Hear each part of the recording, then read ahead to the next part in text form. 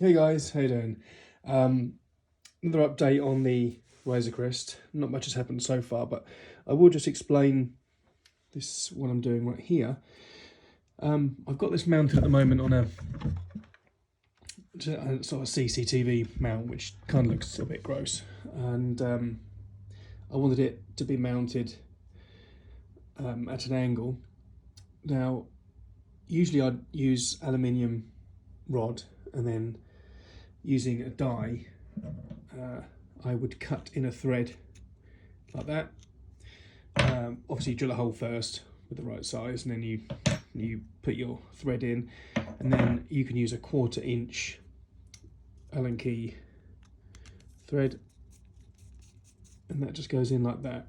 Now with this kit being so light and just a styrene plastic kit, I can just use clear acrylic rod and then spray it black at the end. And I've used that on, I've even used it on a studio scale model, and it held up. So you can easily bend it as well with like a heat gun, just carefully rotating it all the time, and then you can literally just bend it and then put it under a cold tap and it stays this shape.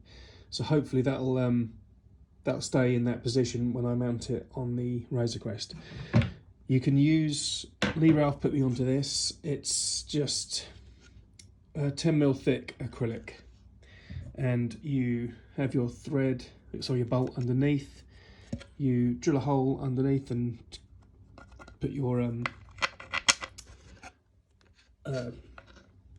drill bit through, so you've got your hole and your mounts. Sorry, I'm trying to find the parts and explain it at the same time.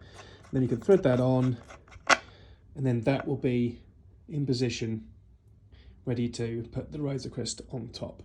After that spray black, you won't know that's not aluminium, and that'll look okay. So I'll just plonk that down and get the Razor Crest on top.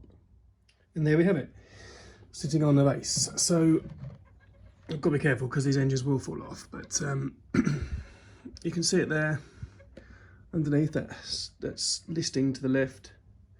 This won't be the actual base I'll use because I've nicked it off another model, but that gives you an idea of how it's mounted anyway, and you can see the thread going in underneath.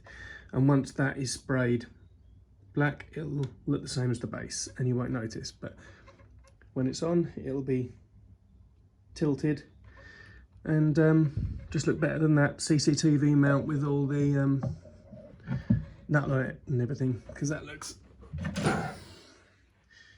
kind of intrusive on the model. I like it just to have a simple stand that doesn't take it away from the look of the model you're making it.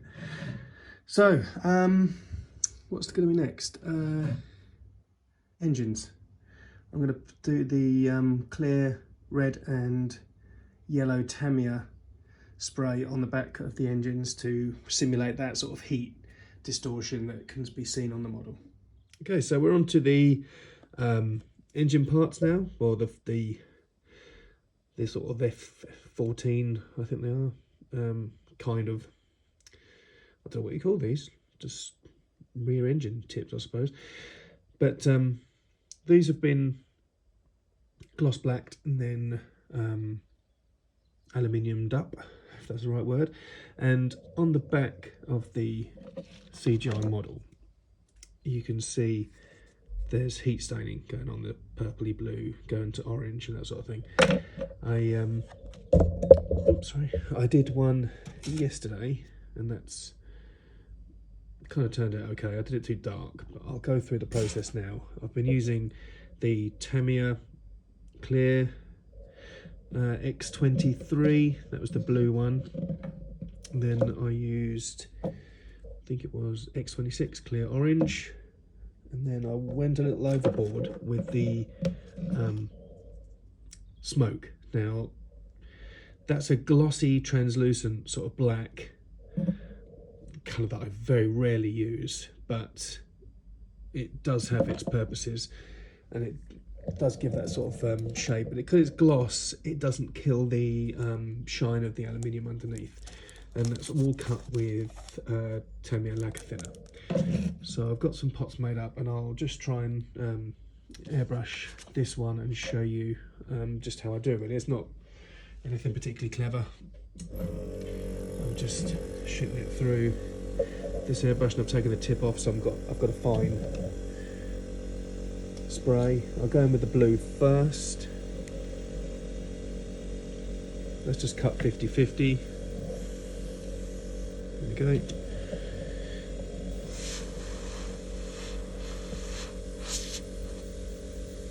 And it just takes a few light passes to get that blue. And I'll just go around the edges. Do a few lines. Sorry, I hope you can see that.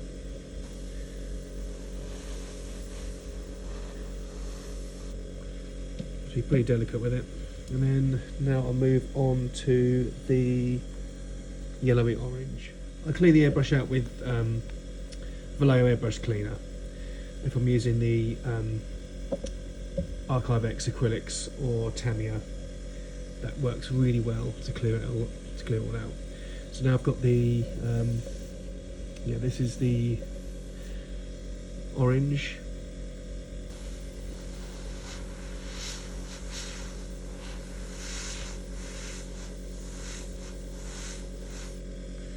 Okay, that's given that sort of goldy sort of look. You've got to be really careful, because you think you're putting on just a little bit, and then you take it away and you think, oh, that's quite a lot gone on there. So yeah, that's basically it. And then I did go on with the smoke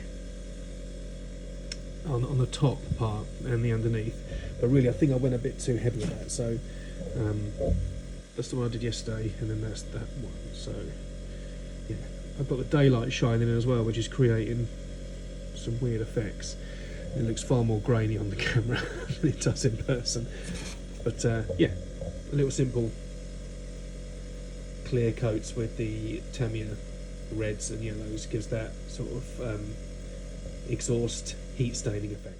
I've literally just noticed, since I've been spraying those engine flutes, whatever they're called, there's nicks cut out all the way along. So I've rather crudely and quickly gone in and just taken them out.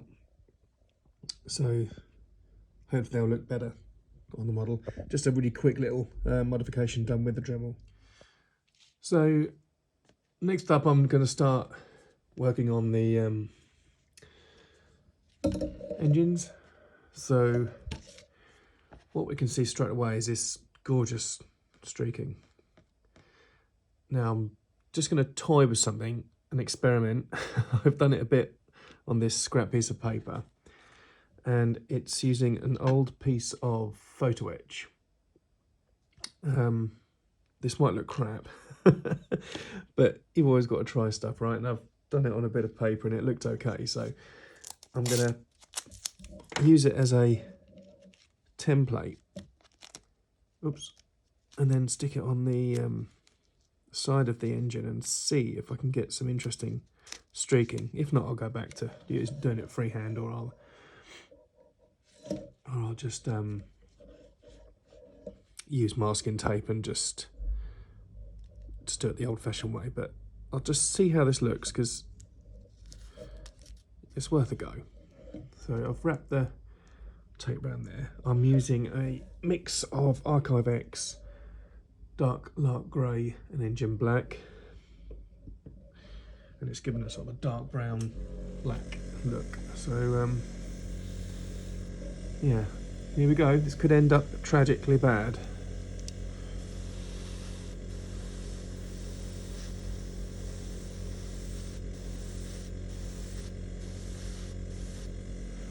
Right, well, you'll see the reveal first time, as I will. Yeah, tragically bad. You got to try this stuff, right? Okay, let's feather that back in and make it look less drastic. I should have held it up further, but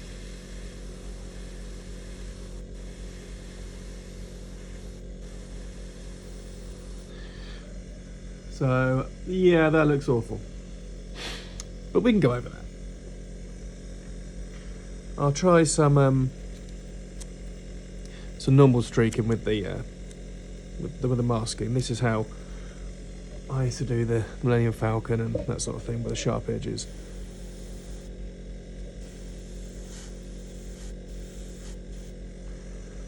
And it's difficult to do it when the camera's right in front of my eye as well.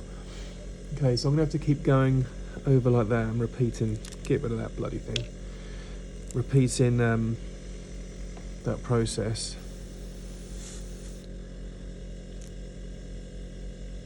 And just feather that in.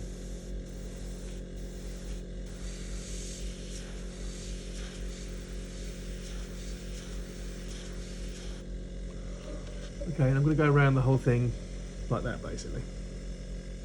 Okay, so I removed it. It was bad. So you've got to try it, and the beauty of this is because I'm using the acrylics, I could just quickly get some of the airbrush cleaner on a cotton bud and very quickly just drag it back, and that got rid of it. So plan B, we're going to have to think of something else. So I can either do it my traditional way of just streaking back, but that hasn't got the tightness of those lines, so I'll let that dry and then I'll try something else. I will just say that if you're wondering why it looks kind of grimy already, it's because I did give it a once over with the Starship Filth. So that's an old classic that I used to use with the models before I got into studio scale and using my airbrush to do all the weathering. So yeah, I'll go back in now, I think with masking tape, and just feather out those lines. Okay, so let's see how we get on with the old school masking tape way.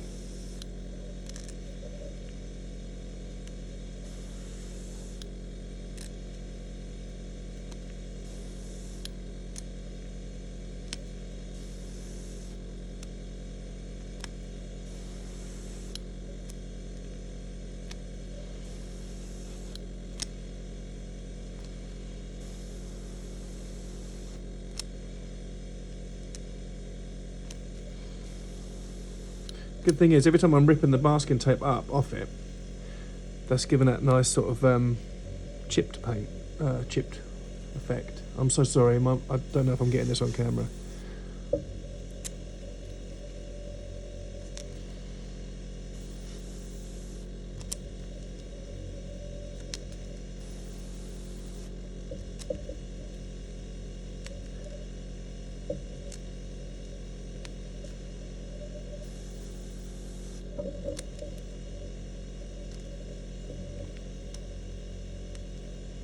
It's just a case of pulling it up and putting it back down again.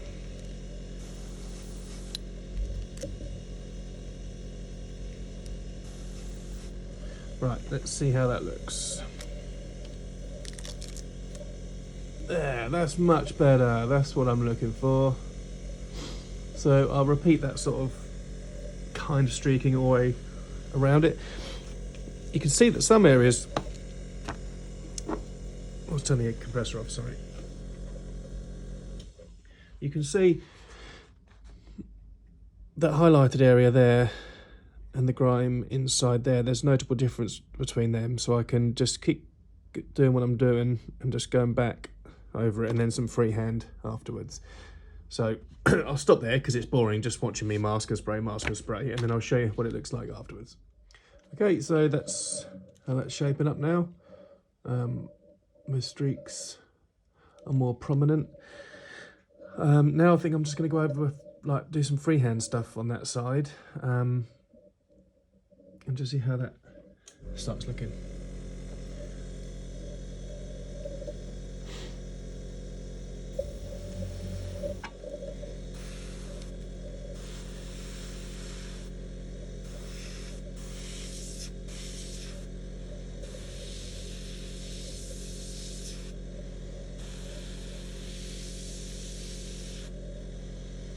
Ever so lightly, just drawing that back from raised details.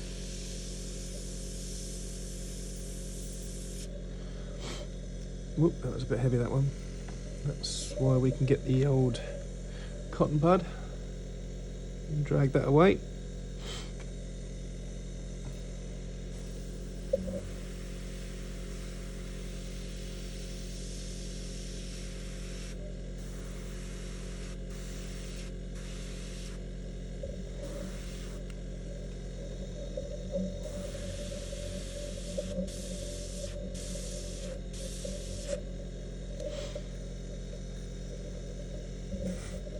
I'll give this ring a once over.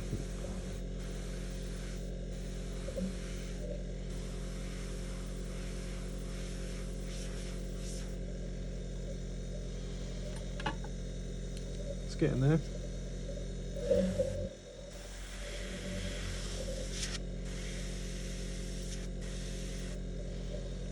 Sorry if you can't see this.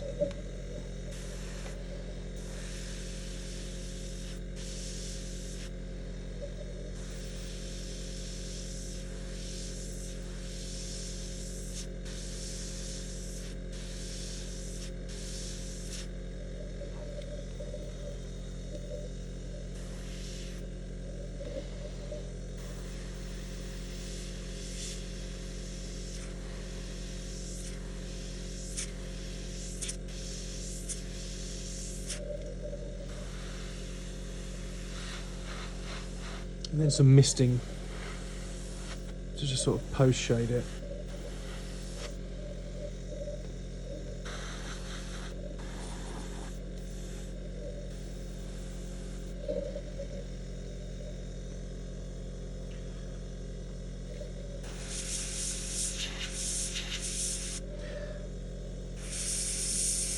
I'm going to mask that actually, that whole side there.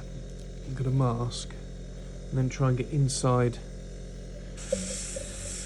underneath, because that's wrecked. That's totally dark on the ref, and I'll just keep putting that masking tape around the edge.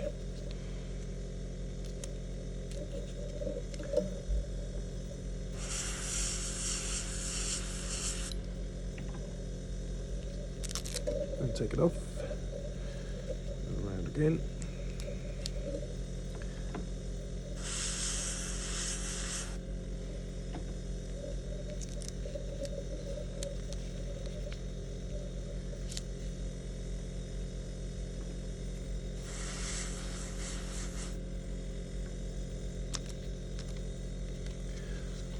There we go, it's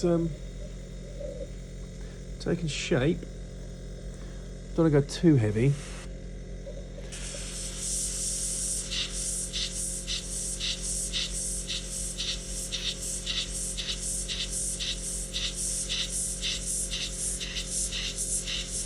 You can sort of dance the airbrush around and create mottling and streaks and all sorts of interesting lines and dirt. I love how metallics shine even through all that grime. So yeah, a lot more fiddling about to do, but that's the process anyway. With the tops of these engines, I'm literally just striking the airbrush back and forth over it, and, in straight lines.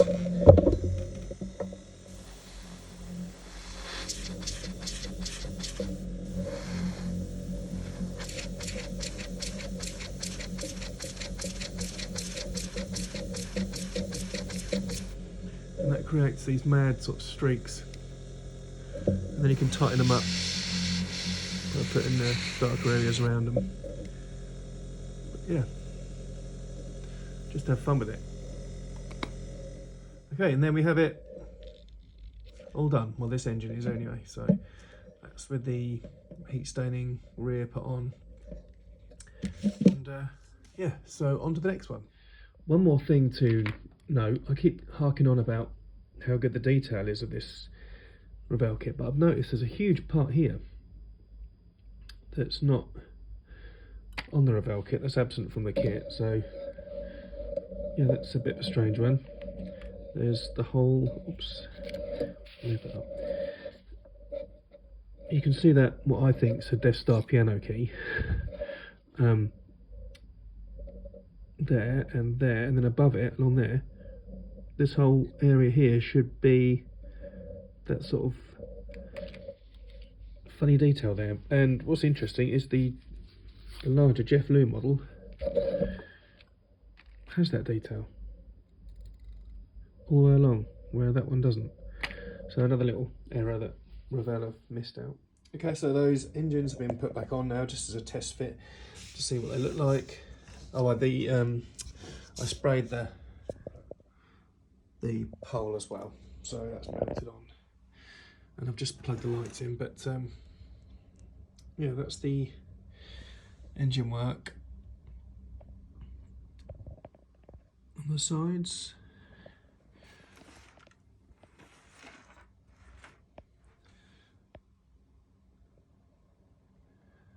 So yeah, there we go. I'll just turn this light off and you might be able to see the engine a bit better. The engine's lit. Now you can see a bit of the bluing there.